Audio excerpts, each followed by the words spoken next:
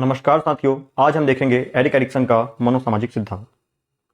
मनोसामाजिक शब्द दो शब्दों से मिलकर बना है। पहला है मन और दूसरा है समाज। अर्थात मनुष्य के मन का विकास या उसके चरित्र का विकास समाज में रहकर ही होता है। मनोसामाजिक विकास का सिद्धांत एरिक एरिक्सन ने दिया था। तो एरिक एरिक्सन से संबंधित कुछ फैक्ट हम पहले देख लेते हैं जो एग्जाम में पूछे जा सकते हैं। एरिक्सन का जन्म 1902 में हुआ था और 1994 तक इनका जीवन काल रहा था। इनका पूरा नाम एरिक हम्बर्ग एरिक्सन था। इनका जन्म जर्मनी में हुआ था और बाद में ये अमेरिका चले गए और इन्होंने अमेरिका की नागरिकता ली थी। एरिक्सन के गुरु का नाम सिगमंड फ्रॉइड था और सिगमंड फ्रॉइड की पुत्री एना फ्रॉइड इनकी असिस्टेंट थी। 1962 में इन्होंने एक बुक पब्लिश की जिसका टाइटल था चाइल्डहुड एंड सोसाइटी। इस बुक में इन्होंने बताया कि हमारा जीवन 8 स्टेप से होकर गुजरता है और प्रत्येक स्टेप में, प्रत्येक चरण में एक समस्या है, एक संकट है, एक क्राइस्ट है, एक द्वंद्व है, जिन संकटों का हमें सामना करना होता है। और अगर उन संकटों का हम सही से सामना कर पाते हैं, सही से उन संकटों से निकल पाते हैं, तो हमारे अंदर सकारात्मक गुणों का विकास होता है, अन्यथा हमारे ऊपर नकारात्मक प्रभाव पड़ते हैं। आगे इन 8 स्टेप्स को हम बारी बारी करके समझेंगे। इन 8 स्टेप में पहला स्टेप है विश्वास बनाम अविश्वास, ट्रस्ट वर्सेस मिसट्रस्ट। विश्वास बनाम अविश्वास जन्म से 2 वर्ष तक होता है। कहीं कहीं पर इसे जन्म से 1.5 वर्ष तक बताया गया है। इस एज में बच्चा अपने हर जरूरतों के लिए दूसरों पर डिपेंड रहता है, अपने माता पिता पर डिपेंड रहता है। जिन बच्चों को इस एज में उनके माता पिता का पर्याप्त प्रेम मिलता है, पर्याप्त स्नेह मिलता है, तो उनमें विश्वास, आशा, भरोसा जैसे सकारात्मक गुणों का विकास होता है, अन्यथा उन पर नकारात्मक प्रभाव पड़ता है। दूसरा स्टेप है स्वायत्तता बनाम लज्जाशीलता। यह 2 से 3 वर्ष तक होता है और नाम से ही स्पष्ट है, स्वायत्तता अर्थात स्वयं से। बच्चा इस एज में अपना काम खुद से करने की कोशिश करता है, जैसे खुद से अपना कपड़ा पहनना, खुद से अपने जूते पहनने की कोशिश करता है।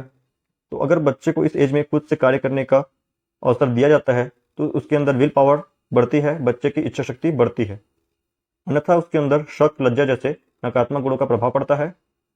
इस एज से रिलेटेड इंपॉर्टेंट फैक्ट आप याद रखेंगे जो एग्जाम में पूछा गया है कि इसी एज में बच्चे की टॉयलेट ट्रेनिंग दी जाती है।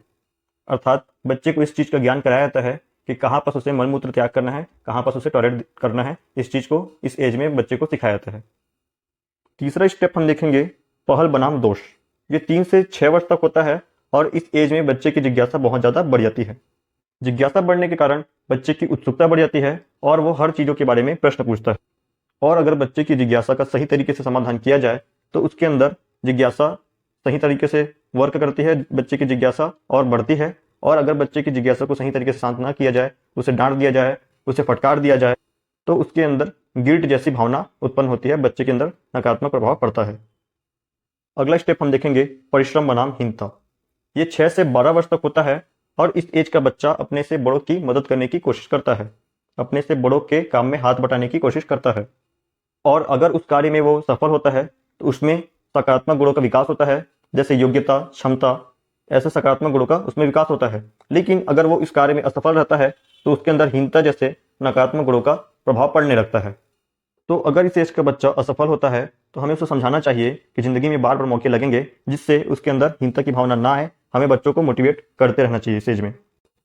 5वां स्टेप हम देखेंगे पहचान बनाम भ्रांति। ये 12 से 18 वर्ष के बीच होता है, कहीं कहीं से 12 से 20 वर्ष भी बताया जाता है। 12 से 18 साल का बच्चा अर्थात टीन एज के बच्चे के अंदर खुद की पहचान बनाने की उत्सुकता होती है। इस एज का बच्चा अपने लक्ष्य का निर्धारण करता है और उसके लिए अपने मार्ग का चयन करता है। इस एज के सकारात्मक प्रभाव के फलस्वरूप उसके अंदर पहचान और निष्ठा जैसे सकारात्मक गुणों का विकास होता है, अन्यथा उसके अंदर नकारात्मक गुणों का प्रभाव पड़ने लगता है, जैसे बच्चा भ्रमित होने लगता है या कंफ्यूजन में फंसने लगता है। 6वां स्टेप हम देखेंगे आत्मीयता बनाम एकांकीपन। ये 18 से 35 वर्ष तक होता है, कहीं कहीं इसे 20 से 40 वर्ष तक भी बताया जाता है। इस एज में एक बहुत ही महत्वपूर्ण कार्य होता है। लोग इस एज में विवाह करते हैं और दूसरों के साथ मिलजुल कर रहने का प्रयास करते हैं। अगर इस एज में सब कुछ सही रहा तो व्यक्ति के अंदर प्रेम और स्नेह जैसे सकारात्मक गुणों का विकास होता है, अन्यथा उसके अंदर अलगाव या एकाकीपन जैसे नकारात्मक गुणों का विकास होता है, अर्थात इंसान अकेला रहना चालू कर देता है। 7वां स्टेप हम देखेंगे जनात्मकता बनाम स्थिरता या रुकावट। ये 35 से 65 वर्ष तक होता है। इसके पहले स्टेज में, 6वें स्टेज में व्यक्ति की शादी हुई थी, तो इस एज में व्यक्ति का बच्चा होता है, अर्थात उसका परिवार विकसित होता है। तो सकारात्मक प्रभाव के फलस्वरूप इस एज में चिंता, देखभाल जैसे गुणों का विकास होता है। व्यक्ति अपने परिवार के प्रति चिंता और देखभाल करता है। 8वां और अंतिम स्टेप है संपूर्णता बनाम निराशा। ये 65 से ऊपर की आयु में देखा जाता है।